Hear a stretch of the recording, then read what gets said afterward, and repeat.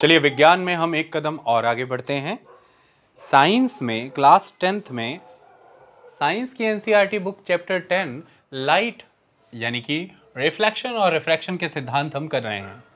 हमने अब तक आपको इसके 2 लेक्चर्स डिलीवर किए जिनके तहत हमने आपको खूबसूरती से लाइट के कई सिद्धांतों के विषय में समझाया। हमने आपको स्फेरिकल मिरर की वर्किंग भी अच्छे समझाई। 2 दिए हैं ना हमने लेक्चर इन टोटलिटी। आज हम इसका तीसरा लेक्चर करने जा रहे हैं जिसमें हम रिफ्रैक्शन का सिद्धांत आपको समझाएंगे। पहले लेक्चर में हमने डिफ्रैक्शन के ऊपर काफ़ी फोकस किया था और स्फेरिकल मिरर्स के विषय में बताया था। दूसरे लेक्चर में हमने कनकेव मिरर और कन्वेक्स मिरर को रे डायग्राम के तहत प्रूव किया बहुत सारी इमेज कैरेक्टरिस्टिक्स के कॉन्टेक्स्ट में। और आज तीसरे लेक्चर में हम रिफ्रैक्टिव इंडेक्स भी करेंगे, रिफ्रैक्शन के बारे में बात करेंगे। विचार आता है हृदय में कि रिफ्रैक्शन क्या होता है, दिल में ऐसा थॉट आता है कि व्हाट इज रिफ्रैक्शन। देखो ये छोटी छोटी कुछ चीज़ें आपके सामने बनाई हैं, इनको भूल ही जाओ, इन पे ध्यान दो, जो हम लिखेंगे फिर इसको समझ पाओगे आप। देखो हमने अब तक क्या पढ़ा, लाइट के सिद्धांत के बारे में मैं आपसे पूछूं तो 3 चीज़ें हो सकती है। लाइट फॉल की, ठीक है जी, 3 चीज़ें हो सकती हैं। एक चीज़ क्या हो सकती है कि लाइट एब्जॉर्ब हो जाए। अगर ये सरफेस ओपेक है तो लाइट यहाँ पर इसमें एब्जॉर्ब हो सकती है, ऐसी भी एक टेंडेंसी है कि इसने लाइट एब्जॉर्ब कर ली। ओके, दूसरी तरफ अगर ये ओपेक है, जैसे कि प्लेन मिरर होता है, वो शाइनी होता है, स्मूथ होता है और ओपेक होता है, तो उसकी खासियत क्या है, उसमें से लाइट क्या है, रिफ्लेक्ट हो जाती है। लाइट क्या होती है, रिफ्लेक्ट होती है, तो लाइट रिफ्लेक्ट हो गई। लेकिन तीसरा केस अगर हम देखें कि ये ओपेक नहीं है, ये ट्रांसपेरेंट है, तो लाइट ट्रांसमिट हो जाएगी। तो 3 तरह की परिस्थितियां लाइट के साथ समझ आती हैं।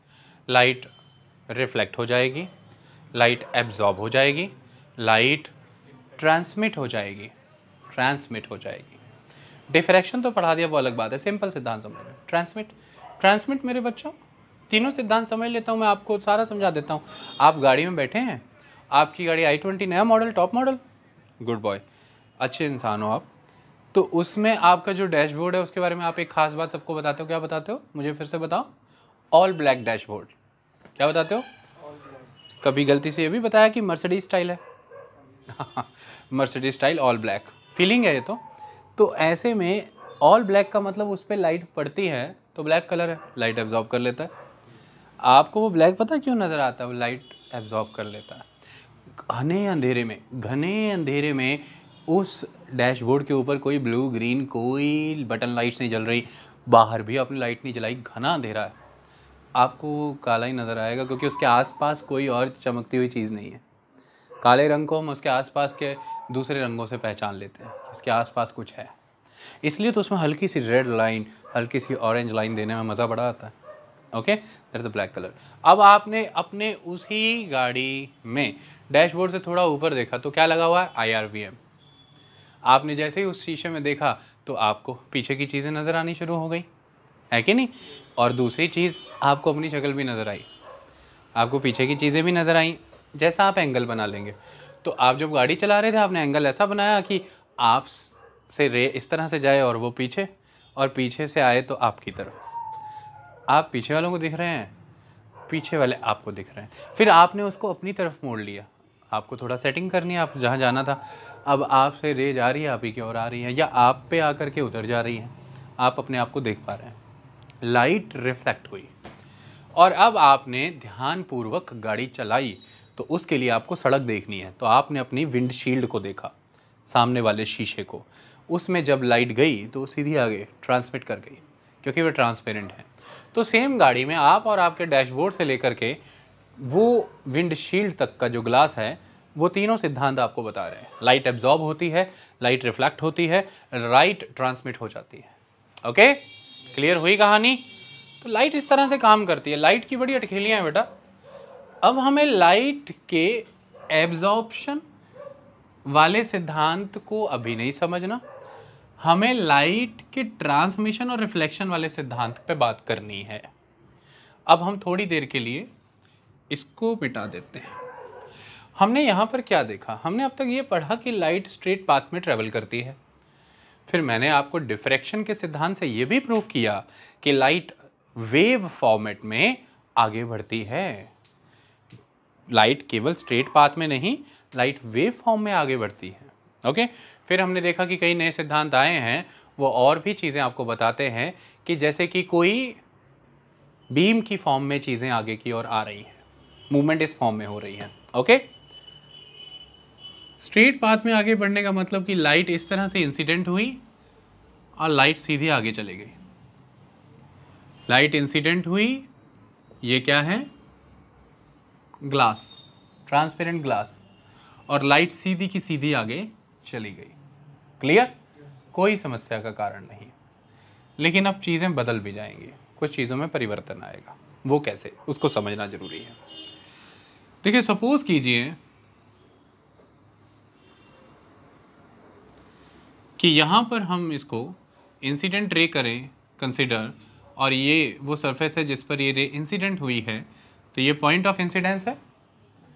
तो हमें पॉइंट ऑफ इंसिडेंस से लॉ ऑफ रिफ्लेक्शन के सिद्धांत को मानते हुए नॉर्मल तो ड्रॉ कर लेना चाहिए।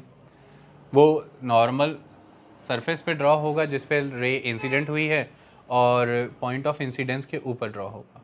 ठीक है जी, तो वो हम इस तरह से ड्रॉ कर लेते हैं।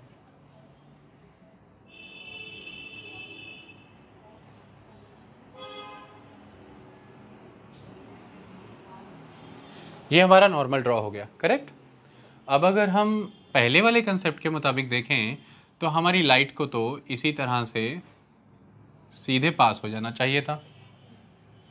लेकिन आप कुछ चीज़ों को ऑब्जर्व करेंगे, आपके जीवन में प्रतिदिन कई तरह के फेनोमेनास होते रहते हैं। उन सिद्धांतों को समझने के लिए हम रिफ्रैक्शन को समझ रहे हैं। असल में जानते हैं क्या होगा? लाइट इस तरह से सीधी नहीं जा पाएगी। लाइट थोड़ी सी यहाँ आकर के बेंड हो जाएगी। लाइट क्या हो गई? बेंड। लाइट को जाना किधर चाहिए था? सीधे जाना चाहिए था ना। वैसे तो मुझे उस मेन लाइन से दिखा देना चाहिए था, लेकिन उसको मैं अब डॉटेड दिखाता हूं। ऐसे जाना चाहिए था, बट वो इस तरफ बेंड हुई। इतनी बात समझ में आई? ऐसा जानते हैं क्यों हुआ? ये जो पर्टिकुलर मीडियम है ना,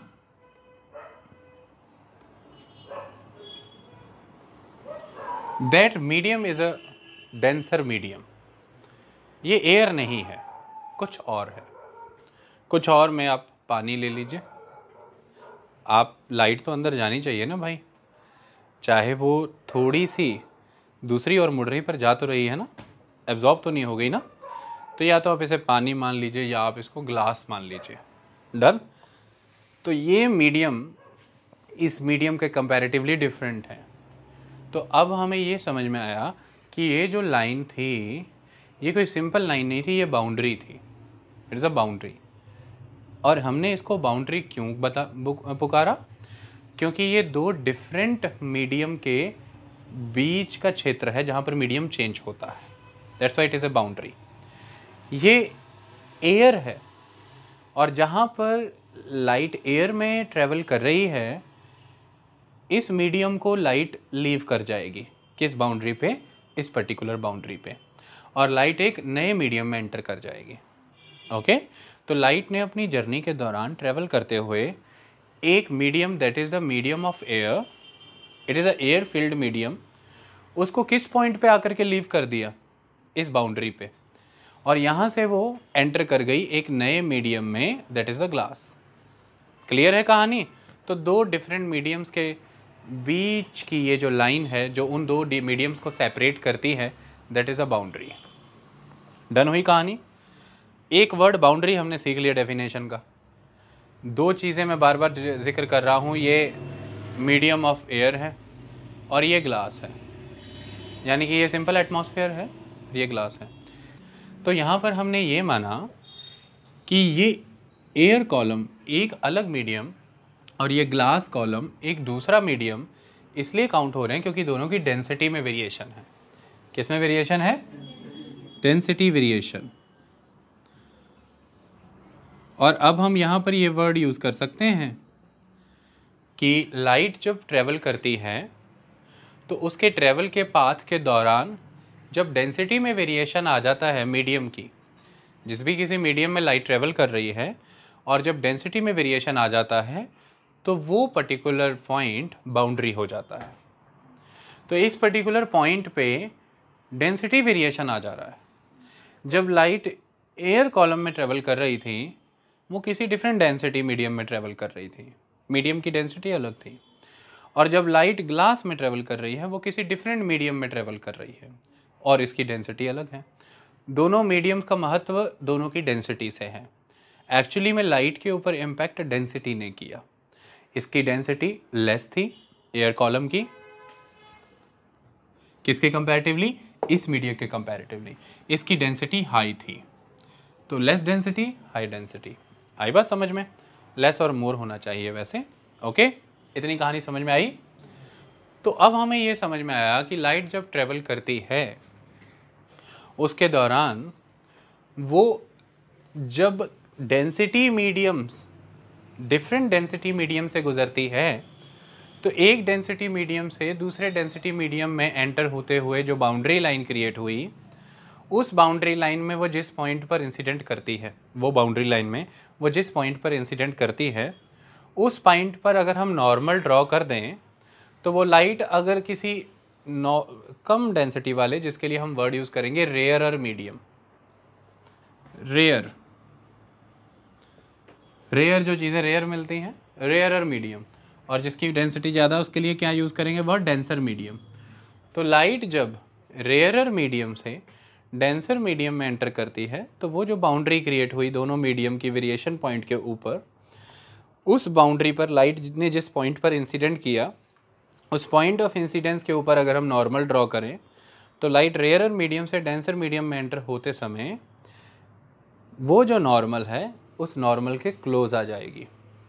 लाइट अपने यूजुअल प्रोपगेशन पाथ को छोड़ टुवर्ड्स द नॉर्मल डिविएट हो जाएगी। ये जब वो रेयरर मीडियम से डेंसर मीडियम में एंटर करेगी। ये क्यों होगा वो मैं समझाऊंगा। इतनी बात समझ में आई? और अब मुख्य प्रश्न उत्पन्न होता है, ऐसा क्यों हुआ? डेंसिटी से क्या हो जाता है?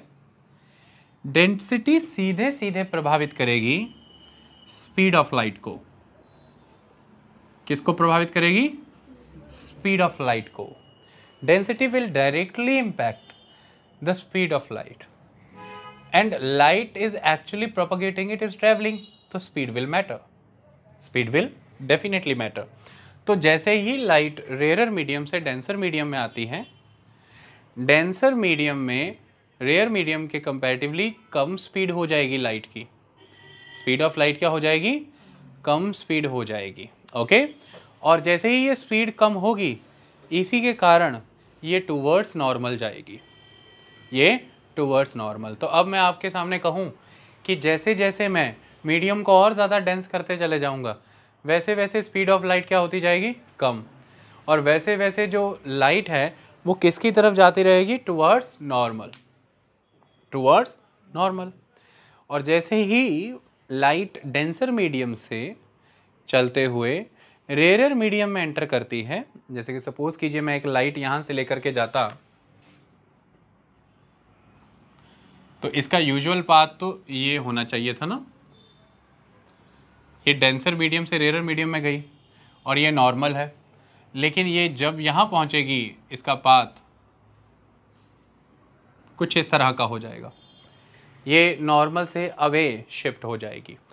ये डेंसर मीडियम से रेयरर मीडियम में एंटर जब करते हैं अपन तो डेंसर मीडियम के कंपैरेटिवली स्पीड बढ़ जाती है रेयरर मीडियम में लाइट की, इसकी वजह से वो नॉर्मल से अवे जाती है।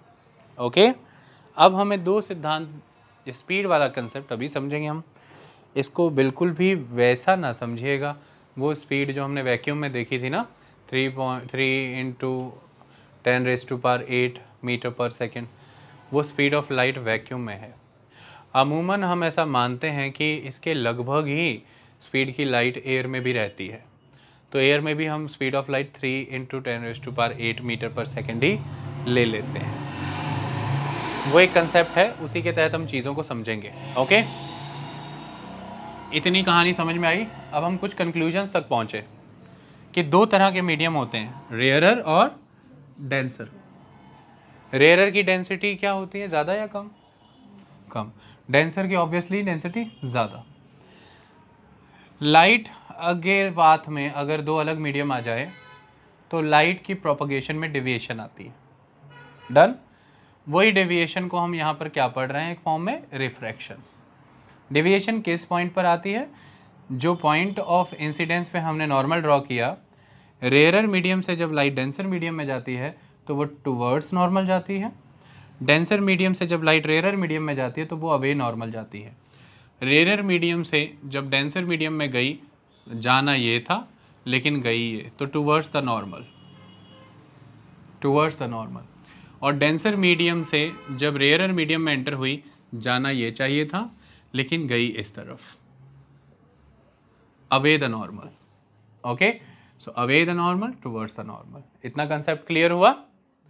तो rarer to denser towards the normal, denser to rarer away the normal. And why it is so? Due to the variation in the speed, due to the variation in the speed. rarer medium में as compared to denser medium speed ज़्यादा रहेगी और denser medium में obviously कम है, और उसकी वजह से ये इस तरह का पाथ हो रहा है। तो सारे इंग्रेडिएंट क्लियर हो गए, medium, boundary, incident of the light और रेयर, डेंसर, एवरीथिंग। ओके, दो बातें यहाँ पर बहुत महत्वपूर्ण थी। एक महत्वपूर्ण ये चीज़ थी कि लाइट स्लांटेड होनी चाहिए, लाइट ऑब्लीक होनी चाहिए। स्लैंटेड, मैंने स्लैंटेड लाइट यूज़ की है बेटा, मैं प्रैक्टिकली प्रूव करूँगा कि मैंने यही यूज़ क्यों किया और सिद्धांत इसी से प्रमाणित होगा।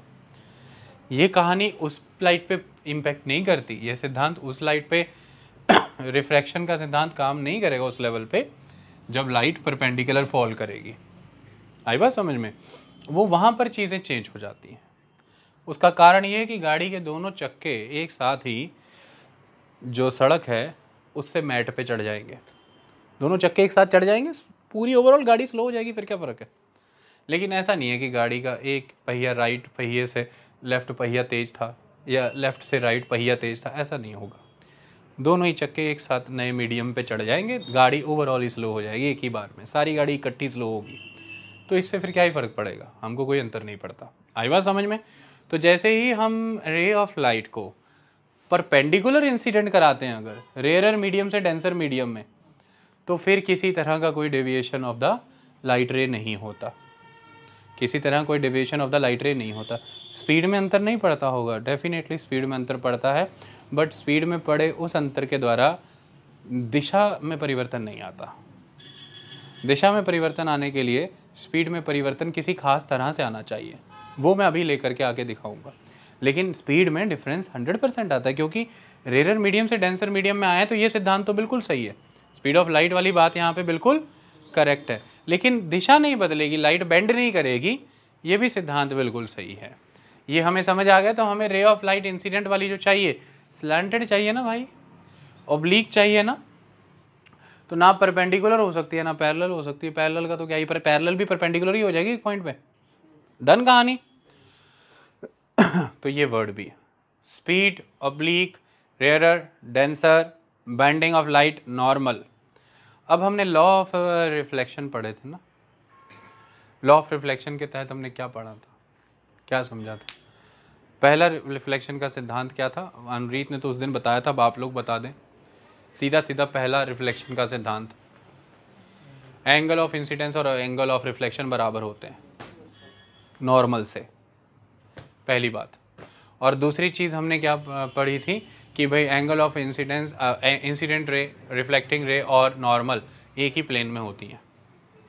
तो ये भी तो बिल्कुल सही है, ये बिल्कुल वही कहानी है कि जो इंसिडेंट रे है, ये जो नॉर्मल है और ये जो बेंड हुई रे है, तीनों की तीनों, इसे मैं रिफ्रैक्टेड रे कह सकता हूँ। ये जो मैं देसी शब्द बार बार इस्तेमाल कर रहा हूँ, बेंड बेंड, अब समझ चुके हो आप, ये रे रिफ्रैक्ट हुई है, इट इज़ समवेयर रिफ्रैक्शन ना एग्जैक्टली, तो ये कहीं ना कहीं और गई है। ओके, तो इसको मैं कह सकता हूँ ऐसा रिफ्रैक्ट, ओके, चलो वेरी गुड। अच्छा, वो जो हड्डियाँ उड्डियाँ टूट जाती हैं तो क्या कहते हैं उसको, क्या स्पेलिंग होते हैं उसके? हाँ, इसको क्या कहूँ मैं पूरा?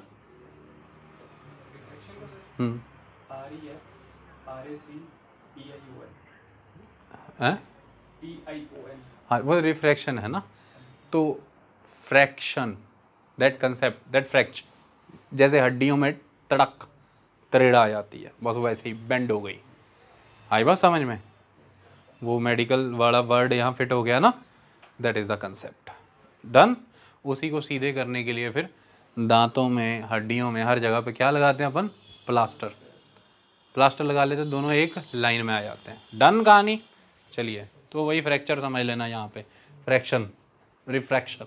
ओके, तो अब मुद्दे की कहानी ये है कि ये जो भाई, ये जैसे मैं इस बोर्ड को ऐसे कर लूँ, ऐसे कर लिया, इमेजिन करो ऐसे, है ना। तो ऐसे जब मैं कर लिया तो ये लाइट कहीं यहाँ से आ रही है ना, यहाँ पे मीडियम है, तो ये ड्रॉ किया नॉर्मल, इसको जाना उधर चाहिए, ऐसा जाना सीधे चाहिए था, ये जा इधर को रही है ना। इंसिडेंट, नॉर्मल और रिफ्रैक्टेड सेम ही प्लेन पे हैं।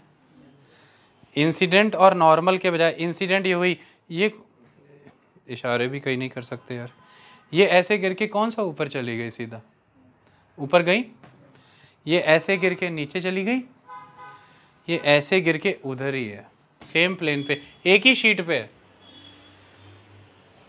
गिरी, नॉर्मल है, गिरी, सीधे जाना था, रिफ्रैक्ट हुई, गिर के ऐसे हुई, तो सेम प्लेन पे है, सेम।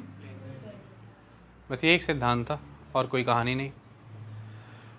और बाकी फिर वो अगला एक और सिद्धांत है, वो हम जब स्नेल लॉ पढ़ेंगे ना तो मैं बताऊंगा, अभी उसकी कहानी आपको समझ में नहीं आएगी, हम तब समझेंगे। स्पीड की रेशियो वाला कंसेप्ट, v1/v2 वाला कंसेप्ट, वो वी विल स्टडी। पहले हम इन चीज़ों को सीख लें। ओके, चलो वेरी गुड। वो रिफ्रैक्टिव इंडेक्स हम बनाएंगे, फिर उसमें सारा समझ आ जाएगा। हो क्यों रहा है ऐसा, पहला सवाल तो यही पैदा होता है, फिर ये सारे सिद्धांत समझा दूंगा। आपने कुछ चीज़ें देखी और आपके मन में ये आया कि ये क्या हो रहा है। पहली चीज़ आपने क्या देखी, बॉटम ऑफ द टैंक और pond containing water appears to be raised.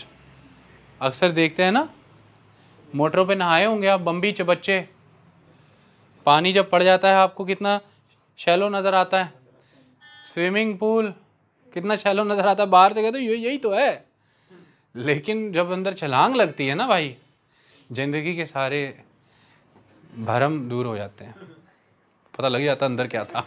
ऐसा ही मोटरों में भी होता है, तालाबों में भी वैसा बेटा ऐसा होता है, कभी किया है अनुभव? अब ये सिद्धांत आपको बहुत अच्छे समझ आएगा फिर। तो दैट इज़ अ कंसेप्ट।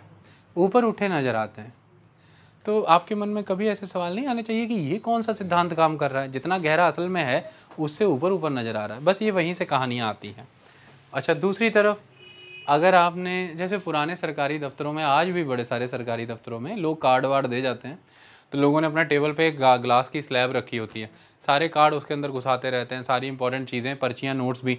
तो आप कभी देखेंगे अगर कार्ड आधा अंदर घुस पाया और आधा बाहर ही है, और आप इधर सीट पे बैठे हैं, तो आप कार्ड को देखना, और मार्जिन है, आपको तो खुशी होनी चाहिए कि वो जो ग्लास की बाउंड्री है, एक तरह से धार उसकी, वो ये बाउंड्री है, वो बाउंड्री का काम कर रही है। आधा कार्ड जो बाहर है आप उसको देख रही हो, नॉर्मल है, लेकिन जैसे ही ग्लास की हरी हरी बाउंड्री से थोड़ा सा इधर को जाते हो, कार्ड ऊंचा दिखता है, इधर कार्ड नीचा, इधर कार्ड ऊंचा, बस वो ग्लास में, ग्लास के अंदर जो लेटर्स हैं या जो भी कोई टेक्स्ट है वो हमें रेज्ड अपीयर होता है।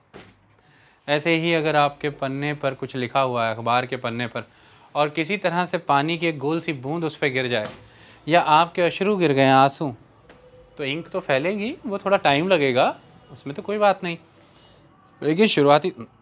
अच्छा यार, इंक तो क्यों फैलेगी यार, ये बताओ पहले। फिर आपने बताया, तो आपने कहा था सर, मैंने कहा था आँख पानी की बूंद गिर जाए तो क्या होगा, आपने कहा कि इंक फैल जाएगी, ये क्यों फैल जाएगी?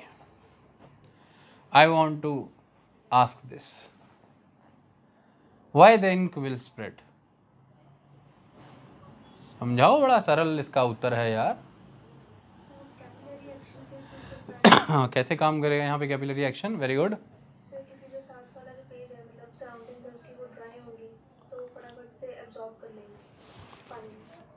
अच्छा अच्छा, पानी में जब अपन इंक घुलाते हैं मेरी बच्ची, उसका कोई उद्देश्य रहता है कि कितना ज़्यादा घुलाना है या कितना कम घुलाना है? क्या उद्देश्य रहता है बेटा? सैचुरेशन तो चलो बहुत बड़ी बड़ी बातें हैं, इतनी तो हमने करनी नहीं 10th में। मेन कहानी ये है, अपन को ये चाहिए कि इंक एक टाइम बाउंड मैनर में कंसंट्रेट हो जाए एक ही पर्टिकुलर टाइम, एक पर्टिकुलर एरिया में, यानी कि सूख जाए ना, ड्राई हो जाए। और जैसे ही ड्राई हो जाएगी उस पर्टिकुलर एरिया में वो रिजिड हो जाएगी, कंसंट्रेट हो जाएगी। लेकिन जैसे ही हम उसको ज़्यादा पतला कर लेते हैं तो क्या होने लग जाता है? फैलने लग जाती है।